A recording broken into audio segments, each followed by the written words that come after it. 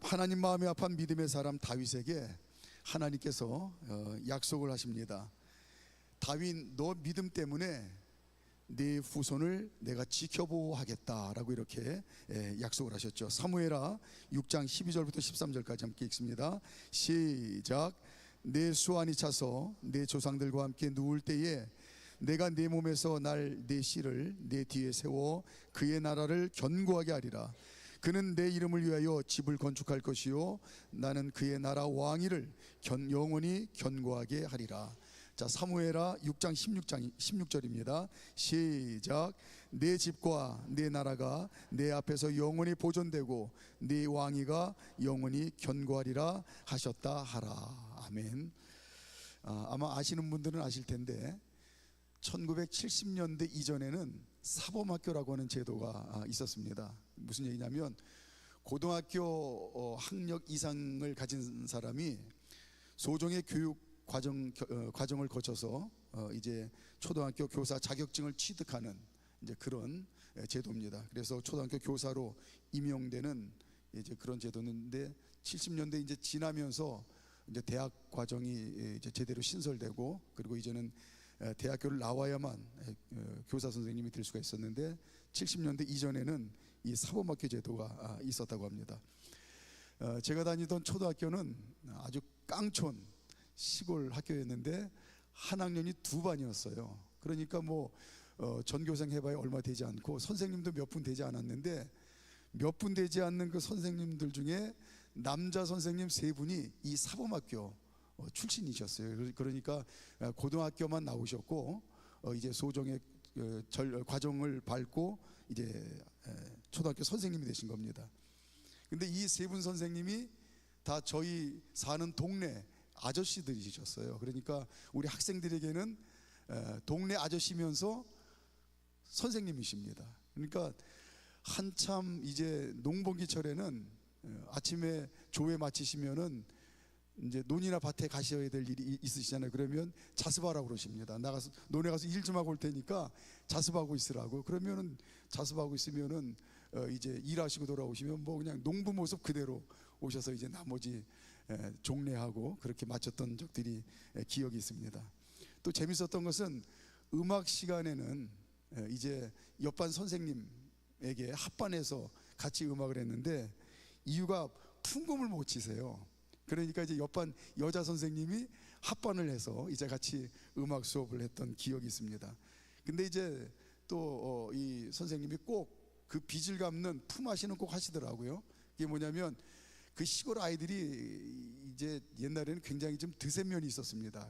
말 안 듣고 개구장이들 많죠. 그러면 이 여자 선생님이 그 선생님한테 일러요. 아무리가 말 안 듣는다. 그러면 그날은 그놈은 이제 교무실에 끌려가서 곡소리 나는 날입니다. 그렇게 또 이제 품앗이를 하시고 하셨던 기억이 있습니다. 그런데 이 세 분 선생님들이 젊어서 그 고향 동네 초등학교에 부임하셔서는 평생을 어디 전근도 안 가시고 그 학교에서 평생을 그렇게 이제 교편을 잡으셨던 기억이 있습니다. 근데 이 세 분 선생님들이 한결같이 친자식처럼 저희들을 아껴주시고 사랑을 해주셨어요. 근데 이 세 분 선생님 중에 유독 아주 제일 무서운 호랑이 선생님으로 소문난 선생님이 있으셨는데 최문교 선생님이라고 계셨습니다. 뭐 이 선생님 발작 소리만 들려도 벌써 그 시골 그 개구장이 아이들이 벌벌 떨면서 그렇게 무서워했는데 그런데 다들 그 선생님을 존경하고 좋아했어요. 제가 왜 이 말씀을 드리냐면 중학교 시절인데 무슨 일 때문에 그때는 이제 마지막 막차 버스를 타고 집에 돌아오는 길이었는데 갑자기 버스 안에서 이 최문교 선생님 아들, 대학생이었던 최문교 선생님 아들하고 저희 동네 형하고 버스 안에서 갑자기 싸움이 붙은 겁니다. 근데 이 최문교 선생님 아들하고 저희 동네 형은 초등학교, 중학교 동창이고 친구였어요. 근데 뭐 때문인지 몰라도 갑자기 버스 안에서 치고받고 싸움이 났어요. 최문규 선생님 아들이 먼저 주먹을 날려서 저희 동네 형이 얼굴에 맞아서 이제 안경이 깨지고 또 눈가가 찢어져서 이제 피가 흘렀습니다. 정식으로 싸우면 뭐 최문규 선생님 아들이 신나게 얻어터질 이제 그런 이제 상대도 안 되는 그런 사이였는데, 어쨌든 저희 동네 형이 먼저 이제 날라온 주먹에 맞고 떨어진 안경을 줍고 또 피를 닦는 이 사이에 이제 내려야 될 정거장이 가까이 왔습니다. 저희 동네 형이 이제 버스에서 내리면서 최문교 선생님 그 아들에게 던졌던 한마디가 지금도 생생합니다. 내가 너희 아버지 봐서 참는다. 예. 제가 이 형을 평소에도 좋아하고 나도 저 형 닮고 싶다 하는 그런 멋진 형이었는데, 야, 그날 그 형의 여유 있는 그 표정과 말투를 지금도 그 멋짐을 제가 잊을 수가 없습니다. 너희 아버지 봐서 내가 참는다. 제가 왜 이 말씀을 드리냐면, 성경을 읽다가 보니까 하나님께서도 이와 비슷한 말씀을 하셨더라고요. 내 아버지 때문에 내가 너를 봐준다. 또 내가 내 아버지를 봐서 너를 축복한다. 이 말씀을 하나님이 하셨어요. 하나님께서는 우리가 앞에서 살펴본 대로 다윗에게 약속하셨죠. 내가 내 후손을 지켜 보호하겠다. 다윗 너 때문에 내가 네 후손을 지켜 보호하겠다. 그리고 하나님께서는 다윗을 위하여 다윗의 후손들이 자손 만대가 복을 받기를 원하셨어요. 다윗을 위하여. 그래서 하나님께서 다윗의 아들 솔로몬에게 너 아버지 다윗처럼 살아라 라고 말씀하시죠. 열왕기상 3장 14절. 다윗의 아들 솔로몬에게 하나님이 말씀하십니다. 너 아버지 다윗처럼 살라. 열왕기상 3장 14절 시작. 내가 만일 내 아버지 다윗이 행함같이 내 길로 행하여 내 법도와 명령을 지키면 내가 내 날을 길게 하리라. 이 어려운 말 아니죠. 이 말은 다윗을 위하여 다윗의 아들인 솔로몬이 큰 복을 받기를 원한다는 말씀입니다. 다윗을 위하여 다윗의 아들 솔로몬이 큰 복을 받기를 원한대요. 다행히 하나님의 은혜와 또 아버지 다윗의 은혜를 그 마음 가운데 감사한 마음을 잘 품고 솔로몬이 아버지 다윗처럼 살려고 믿음으로 최선을 다했죠. 하나님께서 약속하신 대로 다윗을 위해서 큰 복을 허락하셨습니다. 역사 이래 없었던 복을 받았어요. 다윗을 위하여 하나님께서 솔로몬을 축복하셨습니다. 그런데 솔로몬 인생 후반부에 믿음의 길에서 멀어지는 안타까운 일이 일어났죠. 열왕기상 11장 6절. 열왕기상 11장 6절 시작. 솔로몬이 여호와의 눈앞에서 악을 행하여 그의 아버지 다윗이 여호와를 온전히 따름같이 따르지 아니하고. 하나님이 너무나 화가 나셨습니다. 그래서 하나님이 진노하심으로 2번이나 경고를 했어요. 너 그렇게 하지 마라. 이게 우상 숭배한 겁니다. 너 그렇게 하지 마라. 그러나 솔로몬이 듣지 않았죠. 하나님께서는 우상 숭배하는 솔로몬을 진멸할 수밖에 없었으나 오직 다윗을 위하여 자비를 베푸십니다. 우상 숭배를 하는 그 무서운 죄악 때문에 솔로몬의 인생이 망해야 되는데 오직 다윗을 위하여 하나님께서 자비를 베푸세요. 망할 자리에서 하나님이 자비를 베푸십니다. 열왕기상 11장 12절 시작.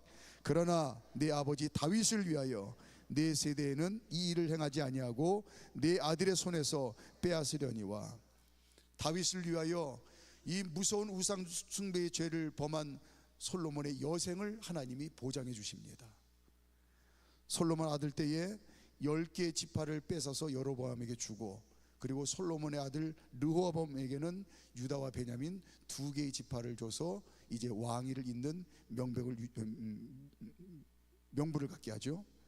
이 또한 다윗을 위해서 후대와 왕위가 끊이지 않도록 은혜를 베푸신 겁니다.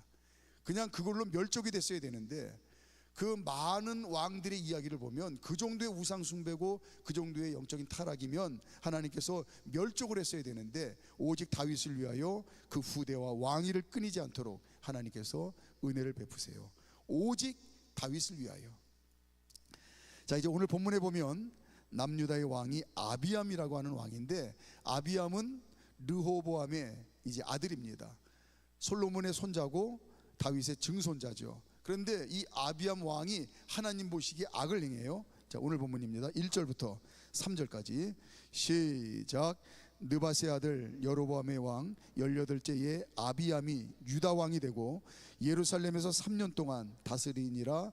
그의 어머니의 이름은 마아가요 아비살롬의 딸이더라. 아비암이 그의 아버지가 이미 행한 모든 죄를 행하고 그의 마음이 그의 조상 다윗의 마음과 같지 아니하여 그의 하나님 여호와 앞에 온전하지 못하였으나.